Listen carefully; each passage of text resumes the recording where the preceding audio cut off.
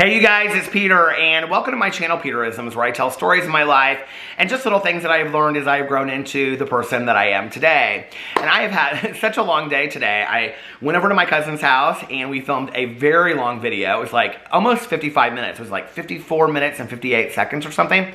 And then we kind of hung out for a little bit. And then I went and did a review at Dairy Queen of the frozen hot chocolate. Oh my God, you have to go check out that review.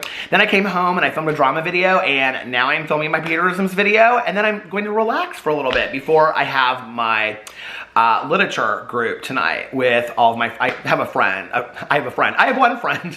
I have a group of friends that I do a 12-step recovery literature group with. It's just kind of for fun. We're doing a workshop on Monday nights, and so I'm really excited about that tonight. And I'm gonna have some time to, like 2 hours to relax before that starts. So my husband will be coming home here in just 15 minutes. It's 5:43 p.m. Let's get into some meditations. Are you guys still doing the magic book? Honest to God, how many of you have stopped? Okay, because we're halfway through the book, which is so incredible to me. I cannot believe that we are halfway through the book. Are you still keeping up the gratitude list? You better be, every day. Your blessings list. Are you doing the activities, reading the book every day? It's fantastic. I am loving it. And maybe tomorrow or Wednesday, I'll do like more of an extensive review over like the things that I've really loved the most about it. Doing the daily written inventory has helped me so much. I kind of forgot how much I loved doing a written, did I say inventory? A written gratitude list. Like, it's really, really helping me. And I had forgotten, like, doing that every day, like how powerful it is. And then I read it out loud and I say, you know, thank you, thank you, thank you after each one.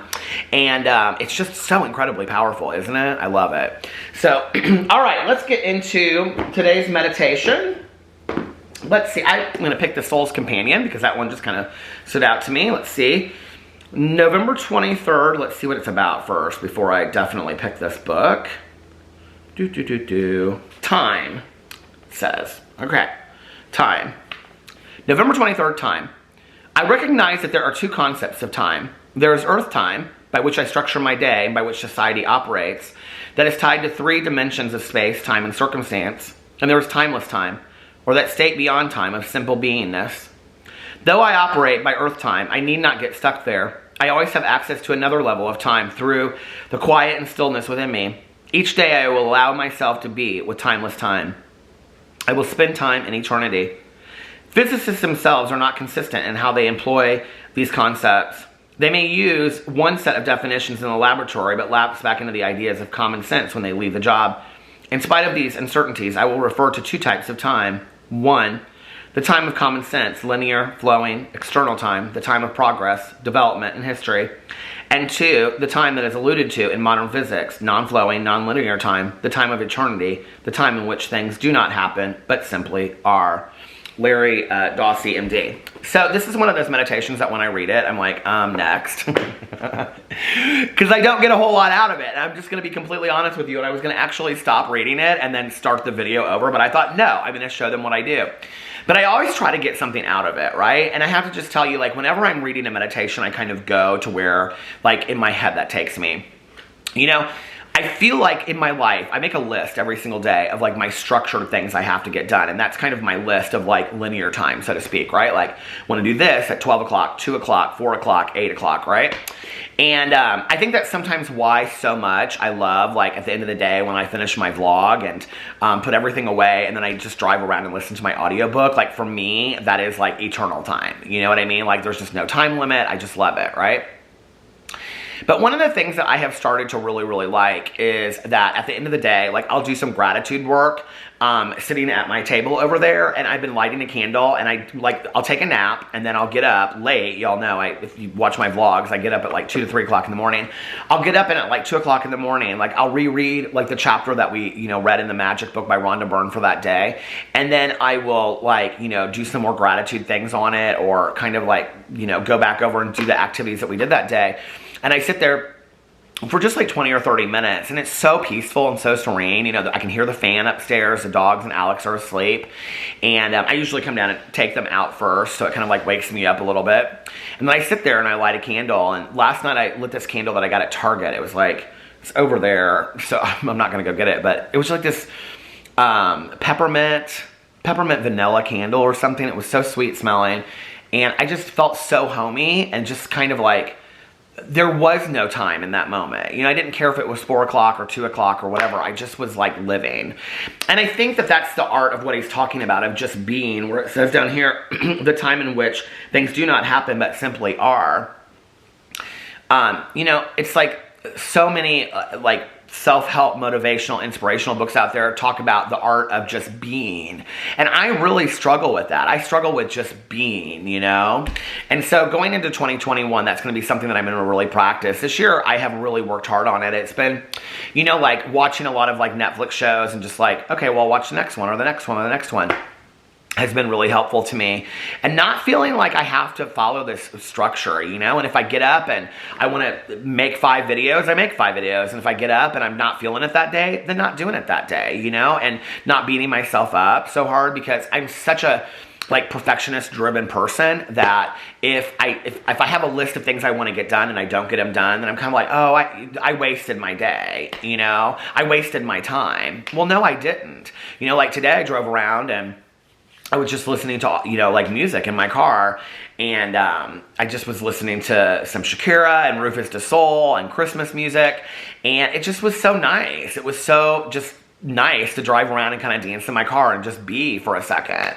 And that is important quality time as well, you know? So, I don't know, this idea of time is so interesting to me, you know what I mean? All right, let's read another meditation, since that one was kind of not what I was hoping for today. Okay, November 23rd, we're going to read, well, hold on, let me check it first. From the Journey to the Heart by Melody Beatty. Since we're going to continue, that means that I think it's completely fine to read. Okay, November 23rd, discover the power of your heart.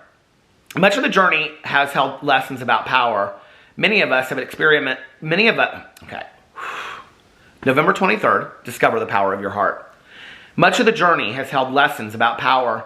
Many of us have experimented with different kinds of power. At times, we may have used force, brute strength. Certainly, most of us have experimented with power plays, only to find that they aren't the answer either. Along the way, some of us may have gotten hard, cold, rigid, even angry, thinking that was a way to own our power.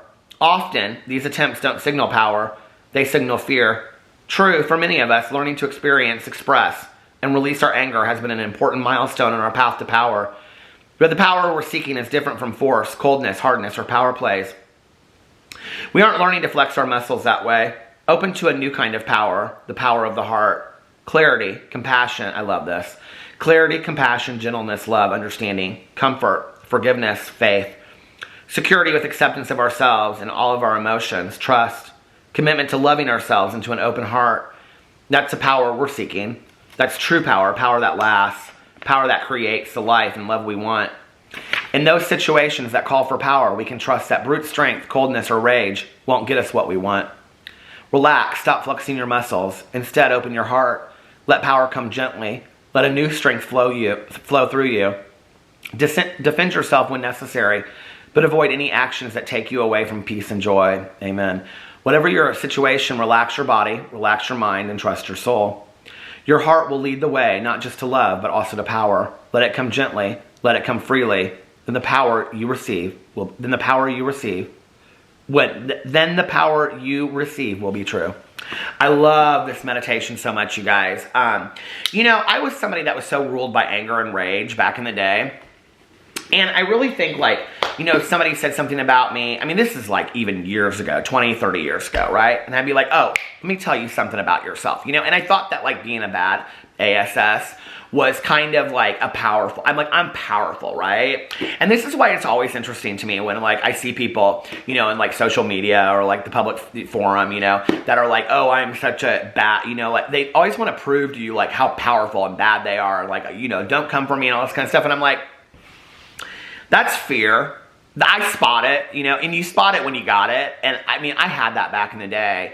You know, like that was fear of me not thinking that I was good enough, you know, and me not thinking that I was, you know, so I always had to prove myself to other people. And it was always about, like I talk about a lot on here, like telling on somebody. Let me tell something about this person. And when you know about this person, and when I put you in your place, and when I tell you who you really are, you go back up. Okay? And you will never come for me again. And then people come and they come and they come and they come, right? I just realized today it's not worth it. It just isn't. That peace and serenity in my heart, the calmness in my heart, is so much more important than this constant need and fight to be right, and to this fear of people not, liking me because, well, I'm going to do something about that. I'm going to show how tough and whatever. Listen, anybody that needs to do that really ain't that tough, okay? I'm going to tell you right now.